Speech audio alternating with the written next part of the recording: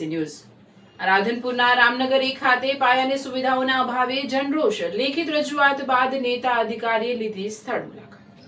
લેખિત રજૂઆતના આધારે આજરોજ રામનગર 1 ખાતે રૂબરૂ જઈ સ્થાનિક રહીશોની મુલાકાત લઈ પરિસ્થિતિની સમીક્ષા કરવામાં આવી હતી। આ મુલાકાત દરમિયાન સ્થાનિકોએ નગરપાલિકા તંત્ર સામે ભારે આક્રોશ ઠાલવતા જણાવ્યું કે પાલિકામાં અગાઉ અનેક વખત રજૂઆતો કરવા છતાં આજ દિન સુધી કોઈ જ ઉકેલ આવ્યો નથી અને લોકોને પાયાની સુવિધાઓથી પણ વંચિત રાખવામાં આવ્યા છે।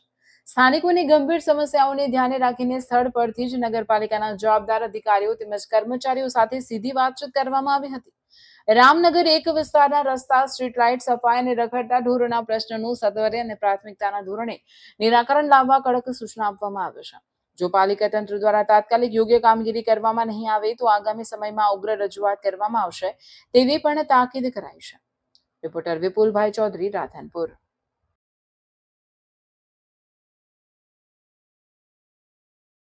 રામનગર 1 માં અમારે અત્યારે અંદર ઘરે જવાના રસ્તામાં પાણી ભરેલા ગુડે ગુડે અમારા છોકરા છે, પછી અમારે કેવી રીતે હેડવું, અંદર જીવાત રહેશે, હાપ રહેશે અને કેટલા ટાઈમથી અરજીઓ આપી કોઈ ધ્યાન આપતા નથી। રામનગર 1 માં કોઈ ચેરમેન કે કોઈ પ્રમુખ આવતા નથી જોવા। અત્યારે અમે પાણીમાં હેડીએ છીએ, અમારા છોકરા બધા ગંદકીમાં રહે છે, કોઈ આવતું નથી। વોટ લેવા માટે આવે છે, બીજું છોકરા વહેલા મોડો નીકળે પણ કોઈ ધન દોરતું નથી। આ પાણીમાં રાતનું વહેલા મોડું જવું પડે છે, છોકરાને વહેલા મોડું ટ્યુશને જવું પડે, કોઈ આનું કોઈ લેતું નથી। 2017 માંથી અરજીઓ આલે છે પણ કોઈ કે રોડ કે મંજૂર થાય છે માપ આવીને લઈ જાય છે, કોઈ થતો નથી, હજુ સુધી કોઈ થયું નથી। આખો દાડો ભૂષણ કરતા અમે 6 જણા 10 જણા બહી અમારા ઘરના આ વર્ષોથી આ કેટલા વર્ષોથી પ્રશ્ન છે? આ પ્રશ્ન 15 વર્ષથી છે અમારે, 15 વર્ષ થઈ ગયા। તમે કોઈ અરજી કે લેખિત કોઈ આપી નહીં શક્યું? 3-4 દાડા થયા હું નગર પંચાયતમાં જઈને કઈ સાંભળ્યું નહીં સાહેબ, પાછી આવી નગર પંચાયતમાં જઈ કોઈ આપણું સાંભળતા નથી।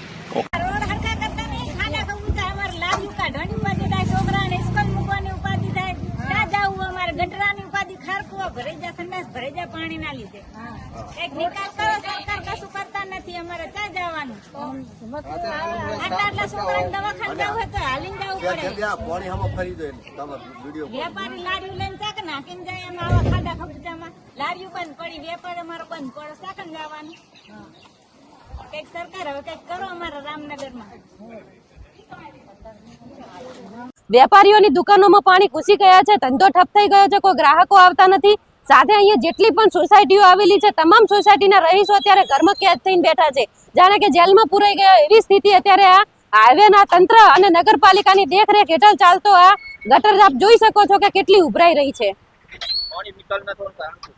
પાણી નિકાલ ન થવાનું કારણ અત્યારે જે પ્રજાના ટેક્સના પૈસાનો જે પગાર ખાઈને તંત્રની જે આંખો બંધ કરીને જે અધિકારીઓ બેઠા છે એમના પેટમાં પાપ હોય એવું લાગી રહ્યું છે। કારણ કે જયારે અધ્યક્ષ સાહેબ આવવાના હતા ત્યારે આ રોડ એમને પાણી સંપૂર્ણપણે બંધ કરી દીધું હતું અને ફરી પાછું આ પાણી ચાલુ થયું છે। તો એ લોકો ધારે તો બધું કરી શકે છે પણ એમને કોઈ પણ મનસા કે નેસા સારી લાગતી નથી, જેના કારણે ના તળાવનું પાણી અત્યારે અહીંયા કાઢવામાં આવ્યું છે। આપ જોઈ શકો છો ઉભરાય છે ગટરો, તળાવનું પાણી છે, બધું અહીંયા ભેળસેળ કરી અને માણસોને બીમારી તરફ ધકેલી રહ્યા છે। અત્યારે